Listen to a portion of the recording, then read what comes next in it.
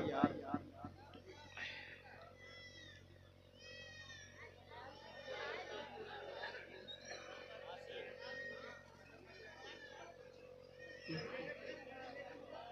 मुहम्मद सल्लल्लाहु अलैहि वसल्लम सलातम व सलामन अलैका या रसूलल्लाह सल्लल्लाहु तआला अलैहि वसल्लम। मोमिनों जिंदा करो सुन्नत रसूलुल्लाह के, मोमिनों जिंदा करो सुन्नत रसूलुल्लाह के, मोमिनों जिंदा करो सुन्नत रसूलुल्लाह की। फिर तेरे घर में होगी बरकत रसूलुल्लाह की। मोमिनो जिंदा करो सुन्नत रसूलुल्लाह के, कामयाबी तुझको ढूंढेगी फैज़ याद रख, कामयाबी तुझको ढूंढेगी फैज़ याद रख। तूने गर अपना लिया सुन्नत रसूलुल्लाह की, तूने गर अपना लिया सुन्नत रसूलुल्लाह की, तूने गर अपना लिया सुन्नत रसूलुल्लाह की। हाँ, तो बात चल रही थी कि अल्लाह के हबीब ने इरशाद फरमाया कि जो दुनिया में नबी से सच्ची व पक्की मोहब्बत करेगा कल क़यामत के दिन वो नबी के साथ होगा। ये हम अहले सुन्नत वल जमात का अकीदा है और होना चाहिए। आओ मैं इसकी दलील भी पेश करता हूँ ताकि बात समझ में आ जाए। हजरत अनस रज़ियल्लाहु तआला अन्हु से मरवी है, आप फरमाते हैं कि मैंने अपनी पूरी जिंदगी में कभी सहाबा को इतना खुश नहीं देखा था, इतना खुश आज देख रहा हूँ। इसलिए कि खुशी होने की वजह क्या हो सकती है? अरे खुश होने की वजह यह है, और खुश हो क्यों ना, इसलिए कि मदीने वाले मुस्तफा ने जो ये पैगाम सुना दिया है कि जो दुनिया में रहकर के नबी से मोहब्बत करेगा कल बरोज़ क़यामत वो नबी के साथ होगा, है ना। और एक हदीस पाक है, पढ़ दूं, सुनेंगे। हदीस पाक है, फ़अना उहिब्बु नबी सल्लल्लाहु अलैहि वसल्लम व अबू बकर व उमर व अर्जू अन अकूना मअहुम बिहुब्बी इय्याहुम व इल्लम अअमल बिमिथली अअमालिहिम। यानी मैं अल्लाह के हबीब सरवर कायनात सल्लल्लाहु तआला अलैहि वसल्लम के पहले खलीफा हजरत अबू बकर सिद्दीक और दूसरे खलीफा हजरत उमर फारूक आज़म रज़ियल्लाहु तआला अन्हु से मैं दिल से सच्ची और पक्की मोहब्बत करता हूँ। अगरचे मेरा अमल इन हजरात के बराबर नहीं हो सकता है, लेकिन जो है मेरा अमल इन हजरात के बराबर नहीं हो सकता है, इन हजरात के बराबर नहीं हो सकता है, लेकिन मेरा ईमान और यकीन कहता है कि मैं दुनिया में रह करके मैं इनसे मोहब्बत और उल्फत रखता हूँ, तो कल बरोज़े क़यामत मैं किसी दुनियादार के साथ नहीं उठाया जाऊंगा बल्कि इन्हीं हजरात के साथ में उठाया जाऊंगा। जब बरेली के इमाम की नजर पड़ती है तो मेरे इमाम ने इरशाद फरमाया कि इश्क तेरे सदक़े जलने से छुटे सस्ते, इश्क तेरे सदक़े जलने से छुटे सस्ते, जो आग लगा देगी वो, जो आग बुझा देगी वो आग लगाई है, जो आग बुझा देगी वो आग लगाई है। बात समझ में आ रही है ना? तो फिर एक मर्तबा लहकल बोलो सुभान अल्लाह, अपने हाथों को उठाओ, हुजूर को पुकारो, लब्बैक या रसूल अल्लाह, लब्बैक या रसूल अल्लाह। ये मोहब्बत की बात चल रही है ना, आपने सुना भी, देखा आपने। आओ मैं आपको बताता हूँ कि नबी से मोहब्बत करने का हमको नतीजा क्या मिलता है, हमको हासिल क्या होता है। आओ मैं आपको बताता हूँ कि आपने अल्लाह के रसूल सल्लल्लाहु तआला अलैहि वसल्लम के दूसरे खलीफा, पहले खलीफा का नाम क्या है? कोई बता सकता है? कोई बता सकता है?